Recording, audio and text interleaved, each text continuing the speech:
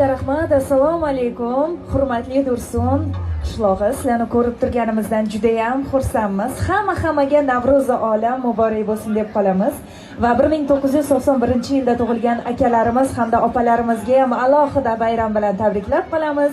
Shunaqa chiroyli Navro'z saylini tashkillashtirib, sizlar ilohim ko'z tegmasin ahilliklaringizga.